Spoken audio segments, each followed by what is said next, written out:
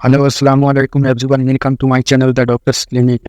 तो आज का जो टॉपिक है हमारा वो है कॉर्टिकोस्टेरॉइड क्लास के मेडिसिन के बारे में। तो हम लोग इस मेडिसिन के बारे में आज देखेंगे और इसके अंदर कौन कौन सी दवाइयाँ होती है और इसका साइड इफ़ेक्ट और इसको कहाँ कहाँ यूज नहीं करना है और कहाँ यूज करना है, उन सब के बारे में डिस्कस करेंगे। तो फिर पूरे में बने रहिएगा। आज वीडियो को स्टार्ट करते हैं। तो डेफिनेशन सबसे पहले देख लेते हैं। Definition of corticosteroid. Corticosteroids are a class of steroid hormones that are produced in the adrenal cortex और मेड सिंथेटिकली। तो स्टेरॉयड कॉर्टिकोस्टेरॉइड एक स्टेरॉयड क्लास का एक स्टेरॉयड हार्मोन्स होता है जो कि प्रोड्यूस होता है एड्रिनल कॉर्टेक्स से, और हम लोग इसको बना सकते हैं सिंथेटिकली, मतलब लैब में भी इस मेडिसिन को बनाया जा सकता है। They are involve in a wide range of physiological process, और इसका बहुत ही वाइड रेंज है फिजियोलॉजिकल प्रोसेस में, इंक्लूडिंग इन्फ्लामेशन रिडक्शन। इन्फ्लामेशन को रिड्यूस करने में इसका इस्तेमाल करते हैं, इम्यून सिस्टम को सप्रेस करने में इसका इस्तेमाल करते हैं, एंड रेगुलेशन ऑफ मेटाबॉलिज्म, और मेटाबॉलिज्म को रेगुलेट करने में भी इसका हेल्प लेते हैं, एंड इलेक्ट्रोलाइट लेवल्स को मेटाबलाइज करने में भी इसका हेल्प लेते हैं। There are two main types, और इसका दो मुख्य टाइप होता है, वो देख लेते हैं। पहला टाइप है जो वो है हमारा glucocorticoids. This primarily affect carbohydrate, fat and protein metabolism.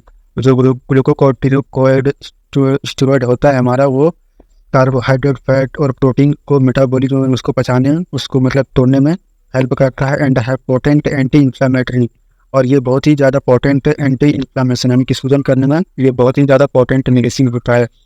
Effect example cortisol और मिनरलोकॉर्टिकॉइड। दूसरा जो हमारा टाइप है वो है मिनरलोकॉर्टिकॉइड से।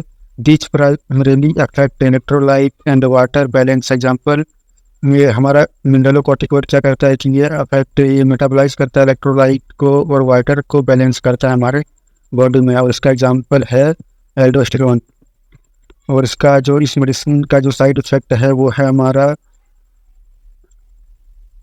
corticosteroids can vary depending on the type, dosage and the duration of use. इसका जो साइड इफेक्ट है वो जो डिपेंड करता है इसके डोज पर और उसका ड्यूरेशन पर, कि कितना दिन तक कितना लंबे समय से आप यूज़ कर रहे हैं, उस हिसाब से इसका साइड इफेक्ट आप लोगों को देखने को मिलेगा। और जो इसका कॉमन साइड इफेक्ट है वो है हमारा इंक्लूड शॉर्ट टर्म यूज। अगर शॉर्ट टर्म यूज़ करते हैं हम लोग तो इसमें होगा इंक्रीज पेप्टाइड यानी कि भूख का बढ़ना, एंड वेट गेन और वेट का बढ़ना, इंसोम्निया, नींद आना, मूड स्विंग्स, मूड को हर बार चेंज होना, एंजाइटी घबराहट होना, और डिप्रेशन भी हो सकता है, एलिवेटेड ब्लड प्रेशर, आपका बीपी भी बढ़ सकता है। ये है हमारा शॉर्ट टर्म यूज। अगर इसको यूज़ करेंगे तो ये सब साइड इफेक्ट आप लोगों को देखने को मिल सकता है। उसके बाद suppression of the adrenal gland hormone production, ये सप्रेस करता है एड्रेनल ग्लैंड को हार्मोन प्रोडक्शन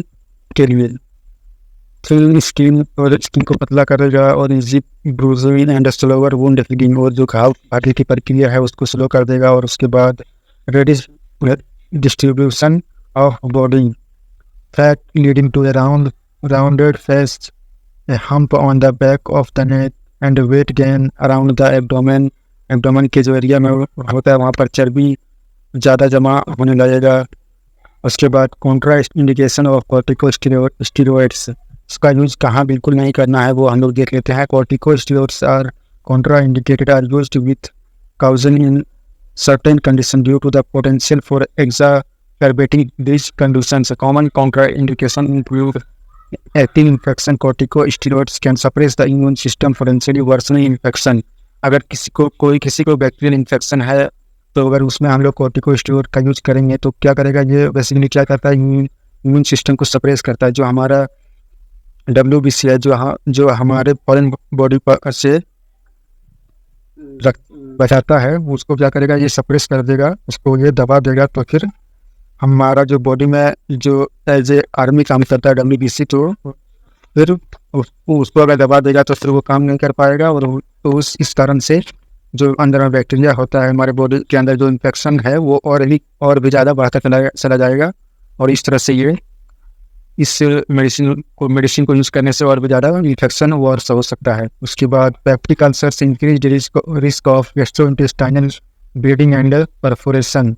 ये क्या करेगा, इसको देंगे तो फिर ये, और पेप्टिक अल्सर में हम लोग इसको नीड नहीं करते हैं, ये क्या करेगा कि ये गैस्ट्रोइंटेस्टाइनल ब्लीडिंग एंड परफोरेशन करा सकता है। उसके बाद हम लोग डायबिटीज़ में यूज़ नहीं करेंगे इसको, क्योंकि ये ब्लड शुगर को एलिवेट कर सकता है। उसके बाद क्योंकि ये मेटाबोलाइज करता है कार्बोहाइड्रेट को, ये ग्लूकोज को, तो फिर इसको अगर देंगे इस डायबिटीज में तो ये कार्बोहाइड्रेट को अगर मेटाबोलाइज कर देगा तो फिर ब्लड में और ज़्यादा शुगर लेवल बढ़ जाएगा। इस कारण से हम लोग डायबिटीज़ में यूज़ नहीं करते हैं। उसके बाद हाइपर टेंशन में यूज़ नहीं करते हैं, क्योंकि ये मेडिसिन हाइपर टेंशन कराता है।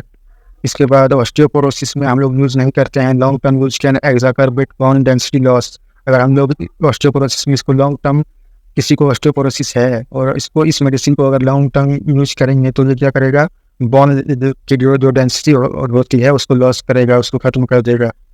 उसके बाद ग्लूकोमा में हम लोग इसका यूज़ बिल्कुल नहीं करेंगे। कैनिकी इंट्राओकुलर प्रेशर को बढ़ाकर ये ग्लूकोमा को और भी ज़्यादा वर्स कर सकता है। इसके बाद कैटरेक्ट जिसको है उसको उसमें भी हम लोग इसको यूज नहीं करेंगे। Long term use can exacerbate cataract information. Live vaccine should be avoided in individuals on high dose of corticosteroid due to the risk of disseminated infection। उसके बाद इसके बाद हम लोग इस इलाज के अंदर कॉर्टिकोस्टेरॉइड के अंदर जो मेडिसिन आती है उसके बारे में देख लेते हैं, कौन कौन सी मेडिसिन है, उसको किस डोज में हम लोग यूज करते हैं वो देख लेते हैं। तो सबसे पहला जो मेडिसिन है वो है हमारा बेक्लोमेथासोन डाइप्रोपियोनेट। तो ये मेडिसिन है और ये बैकलेट इनहेलर के नाम से भी आता है। उसके बाद 50 माइक्रोग्राम, 100 माइक्रोग्राम, 200 माइक्रोग्राम पर मीटर डोज, 200 डोजेज इनहेलर का भी आता है। वेकोराइड आता है। उसके बाद यहाँ पर कुछ मैंने ब्रांड नेम्स लिखा है, आप इसको देखकर आप यूज कर सकते हैं। तो सबसे पहले इसका डोज की बात कर लेते हैं अब। तो इसका जो डोज है वो है हमारा, इसको यूज करना है 50 माइक्रोग्राम ईच नोस्ट्रिल। इसको स्टार्ट करना हम लोगों को 50 माइक्रोग्राम से और इसको बढ़ाकर आप 200 माइक्रोग्राम तक पर डे आप दिन में 2 बार या 3 बार भी यूज कर सकते हैं इसको। लेकिन अगर स्टार्ट हम लोग फर्स्ट टाइम करते हैं तो 50 से करते हैं और 50 माइक्रोग्राम हम लोग को एक नाक में पहले देना है। इसके एक नाक से खींचने के लिए पेशेंट को बोलना है। उसके बाद फिर आराम से फिर उसको सांस छोड़ने के लिए बोलेंगे। सांस लेने के बाद उसके बाद फिर दूसरे नोस्ट्रिल में देंगे, फिर सांस को अंदर खींचने के लिए बोलेंगे, फिर आराम से सांस को छोड़ने के लिए बोलेंगे। और इसको दे सकते हैं दिन में 2 से 3 बार। Is effective in perennial rhinitis. और ये जो मेडिसिन होता है ये इफेक्टिव होता है पेरिनियल रेनाइटिस के अंदर। इसके बाद जो दूसरा है वो है budesonide a, non halogenated glucocorticoid with high topical systemic activity ratio greater first pass metabolism the beclomethasone small fraction that is absorbed is rapidly metabolized, less systemic effect may be preferred in more severe cases। ये क्या होता है कि ये severe case के लिए ज़्यादा prefer किया जाता है क्योंकि ये तुरंत काम करता है और इसका जो सिस्टमिक इफेक्ट है वो बहुत ही कम है। और इसका जो डोज है वो है 200 से स्टार्ट, हम 200 mg से स्टार्ट करना है और 400 mg तक इसका मैक्स डोज दे सकते हैं दिन में 2 से 4 बार। BD या तो QID, इसको 2 से 4 बार देना है बाई इनहेलेशन के थ्रू इसको दे सकते हैं। उसके बाद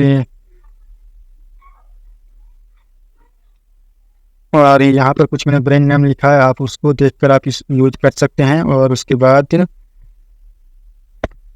हम लोग का जो तीसरा मेडिसिन है वो है fluticasone propionate is inhaled glucocorticoid has high potency. और इसका पोटेंसी बहुत हाई होता है, about double of beclomethasone. Beclomethasone जो था हमारा उसका डबल पोटेंसी का ये आता है। और longer duration and negligible oral bioavailability, और इसका ड्यूरेशन बहुत ही लॉन्ग होता है। This dose swallowed after inhalation has little propensity to produce systemic effect at high doses. Systemic effect may be due to absorption from the lungs the inhalation dose. और इसका जो inhalation dose है इसको आप start कर सकते हैं 100 mg से और 250 माइक्रोग्राम तक इसका मैक्स डोज है। और आप इसको दिन में 2 बार यूज कर सकते हैं, 2 बार यूज कर सकते हैं, तो ये लॉन्ग एक्टिंग मेडिसिन है। और इसका जो मैक्स डोज है वो है 1000 माइक्रोग्राम पर डे। आप इसको 1000 ग्राम से ज़्यादा यूज नहीं कर सकते हैं। मैं भी प्रेफर्ड इन पेशेंट्स रिक्वायरिंग हायर डोजेज। और इसका जो ब्रांड है वो है फ्लोहेन इनहेलर, और जो कि 25 mg, 50 mg, 125 mg पर एक्यूटेशन। फ्लोरोटेक कैप्स 50 mg, 100 mg, 250 mg रोटा कैप्स के नाम से भी आप लोगों को मिल जाएगा, आप कोई यूज कर सकते हैं। उसके बाद जो हमारा है वो है flunisolide is topical steroid is available is prophylaxis and treatment of seasonal and perennial rhinitis.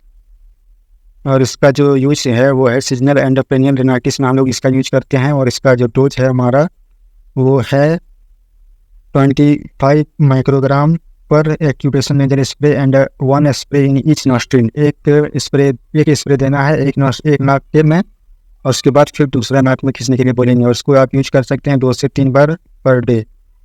तो उसके बाद फिर हमारा जो है उसके बाद का जो मेडिसिन है वो है फ्लूटिकेशन प्रोपिनेट डिसइनहेल्ड ग्लूकोज, तो हो गया हमारा। उसके बाद है फ्लूरिसोलाइड, ये भी हो गया हमारा। उसके बाद जो है हमारा लास्ट वो है ciclesonide. This inhalation steroid utilise novel approach to improve topical systemic activity ratio. It is a prodrug that is cleaved by stress in the bronchial epithelium to release the activity moiety through it is absorbed from the lungs, और ये lungs के through absorbed होता है। oral bioavailability is less than 1% in the circulation. It is extremely bound to plasma protein से, और ये जो medicine अगर ये बाउंड होता है प्लाज्मा प्रोटीन के साथ, further minimising exposure of tissue cells to the free and active drug dose. इसका जो डोज है वो है 80 mg से आप लोग स्टार्ट कर सकते हैं, और इसको आप लोग 160 mg तक बढ़ाकर ले जा सकते हैं, ये 160 माइक्रोग्राम तक बाई इनहेलेशन। और इसको इनहेल करना है, यानी कि नाक के थ्रू इसको खींचना है। और इसको दिन में 1 बार दे सकते हैं, क्योंकि ये लॉन्गर एक्टिंग कॉर्टिकोस्टेरॉइड है, प्रेफरेबली इन द इवनिंग। और इसका यूज जो है वो प्रेफर करते हैं इवनिंग के टाइम में पेशेंट को लेने के लिए बोलेंगे। और इसका जो ब्रांड है वो है सिक्लीज, 80 माइक्रोग्राम का आता है एंड 160 माइक्रोग्राम का भी आता है पर meter dose inhaler with HPA प्रोपिनेंट।